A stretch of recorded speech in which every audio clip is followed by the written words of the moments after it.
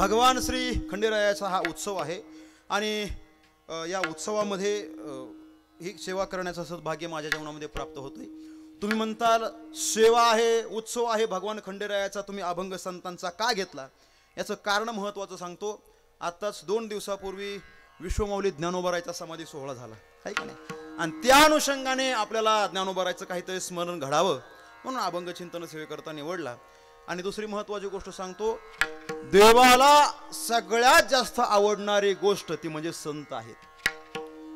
देव म्हणतोय तुम्ही माझं भजन नाही केलं तरी चालल, काय माझं भजन नाही केलं तरी चालल, परंतु माझ्या भक्ताचं जर काय भजन तुम्ही केलं ना, तो भक्त मला प्राणाही पेक्षा फार आवडतो। तेही प्राणा परोते आवडती मज निरोते। आणि जे भक्त शरीत रात्री पशुंशती, भगवान परमात्म्याला ही गोष्ट आवडत आहे म्हणून संतांचा महिमा आज वर्णन करायचा। विठ्ठला विठ्ठला विठ्ठला,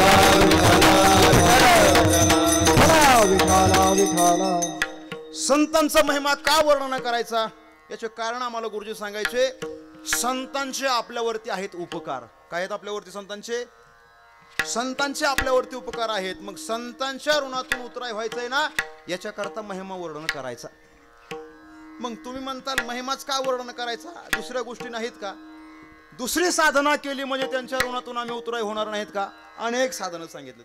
तुम्ही संतांची सेवा करा, काय संतांची सेवा करा आणि त्यांच्या ऋणातून उतराय व्हा।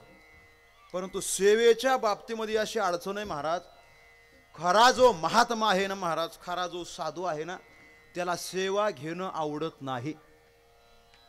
महाराज म्हणतात शिष्याची जोने घे सेवा आणि माने देवा सारिखे। मग साधू सेवा घेत नाही ना, म्हणून त्यांचा महिमा वर्णन करायचा। का करायचा? त्यांचे आपल्यावरती काय आहेत? काय आहेत? उपकार आहेत। माठपाठी मग झोपलात का तुम्ही? नाही ना? काय आहेत आपल्यावर? संतांचे उपकार आहेत। केले उपकार सांगू काय, बाप न करी ऐसी माय, धर्मे त्यांच्या देखिले पाय, हो दिले अक्षय अभयदान गा, मनवोनी आलो या देशा। काय सांगू आता संतांचे उपकार? मग तुम्ही म्हणताल महाराज उपकार शब्द तुम्ही उच्चारलाय, उपकार सांगतात, संतांनी उपकार केले का आमच्यावरती? एक वाक्य सांगतो, संतांनी आपल्याला देव दाखवण्याचं काम केलं। कदाचित संतांनी जर काय आपल्याला देव दाखवला नसता तर सप्ताह काय आहे, देवाचं नामस्मरण काय आहे, खंडेराय काय आहे हे आपल्याला समजलं नसतं। म्हणून संतांचे उपकार, अर्थात संतांनी आपल्याला मार्ग दाखवण्याचं काम केलं। तुका म्हणे तुम्ही चाला याची वाटे आणि पांडुरंग भेटे भरवसेने।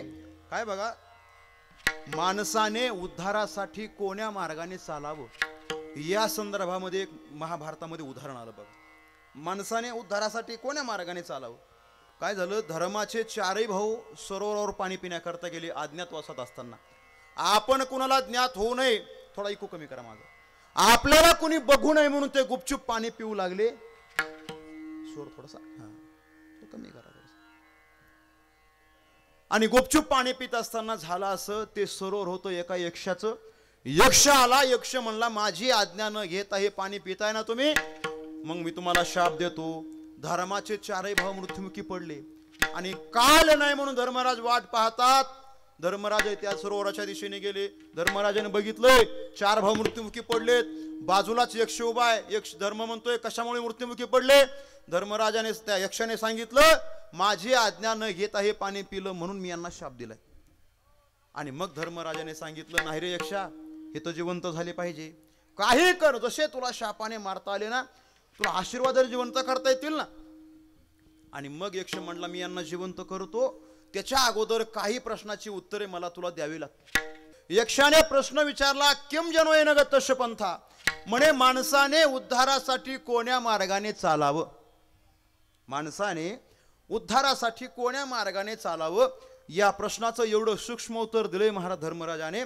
धर्मराज म्हणतात तर्को प्रतिष्ठा श्रुतयो विभिन्नः न एको ऋषिरेश मत प्रमाणम धर्मशतत्वम निहितम गुहायाम महाजनो येन गतः सपंतः। महाजनो येन गतः सपंतः।